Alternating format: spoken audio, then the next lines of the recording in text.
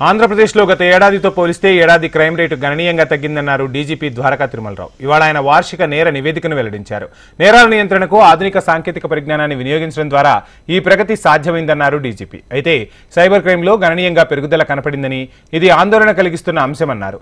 ఇక సోషల్ మీడియాలో అసభ్యకర పోస్టులు పెట్టేవారిపై కఠిన చర్యలు తీసుకుంటామని, ఎవరైనా శాంతి భద్రతలకు ఉల్లంఘన కలిగిస్తే అటువంటి వారిని ఏ స్థాయిలో ఉన్నా ఉపేక్షించే ప్రసక్తే లేదని ఏపీ డీజీపీ వార్నింగ్ ఇచ్చారు. నేరగాళ్లు వివిధ పద్ధతుల్లో సైబర్ క్రైమ్ మోసాలకు పాల్పడుతున్నారని డీజీపీ పేర్కొన్నారు. ఎక్కువగా అమాయకులని టార్గెట్ చేసుకుంటున్నారని, డిజిటల్ అరెస్టులు ఉండవని, అటువంటి వారిపై ప్రజలు ఎవరూ ఆందోళన చెందవద్దన్నారు. ఇక గంజాయి నిర్మూలనపై రాష్ట్ర ప్రభుత్వం ప్రత్యేకంగా దృష్టి సారించిందని, అదేవిధంగా దీన్ని అరికట్టేందుకు క్షేత్రస్థాయిలో కూడా చర్యలు తీసుకుంటున్నామని అన్నారు. ఈగల్ టీం పెట్టిన కొద్ది రోజుల్లోనే ప్రజల నుంచి మంచి స్పందన వస్తుందని, గంజాయి రహిత రాష్ట్రంగా ఆంధ్రప్రదేశ్ను తీర్చిదిద్దడమే లక్ష్యంగా పనిచేస్తున్నామన్నారు ద్వారకా తిరుమలరావు. గంజాయిని నిర్మూలించడంలో డ్రోన్స్ టెక్నాలజీకి పెద్దపీట వేశామని అన్నారు.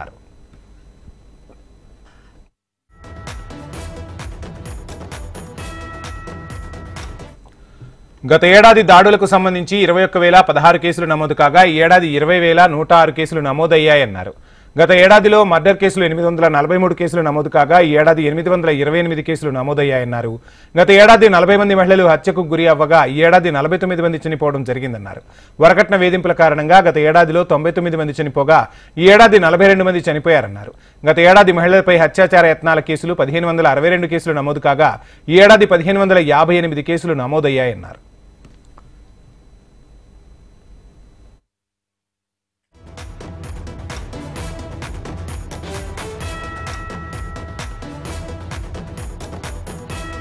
దేశంలో ఎక్కడా లేని విధంగా ఫింగర్ ప్రింట్స్ ఐడెంటిఫికేషన్ సిస్టమ్ను ఏర్పాటు చేశామని డీజీపీ ద్వారకా తిరుమలరావు తెలిపారు.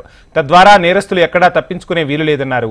టెక్నాలజీ వాడకం ఆంధ్రప్రదేశ్లో పెరిగిందని, ఆ టెక్నాలజీని ఉపయోగించి నేరస్తులను సునాయాసంగా పట్టుకోవడం జరుగుతోందన్నారు.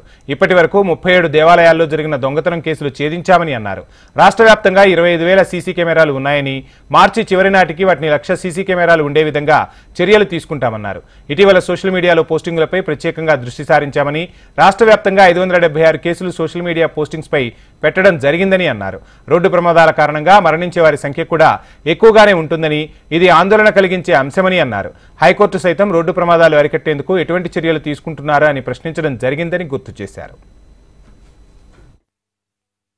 గడిచిన ఒక సంవత్సరంలో శాంతి భద్రతల విషయంలో ఏ విధంగా రాజీ పడకుండా పోలీస్ పర్ఫార్మెన్స్ ని ఏమాత్రం ఇంప్రూవ్ చేసుకుంటానే కమెండబుల్ వర్క్ చేయడం జరిగింది.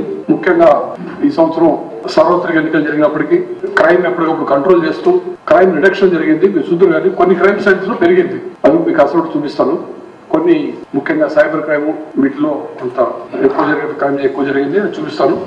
అదర్వైజ్ జనరల్ గా క్రైమ్ టోటల్ గా నియంత్రించగలిగాం.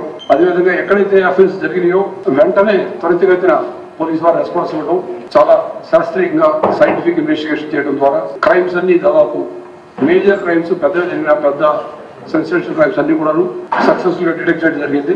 ముద్దాయిల్ని పట్టుకునే తీరు కూడా చాలా ఫాస్ట్ గా ముద్దాయిల్ని అరెస్ట్ చేయడం జరిగింది.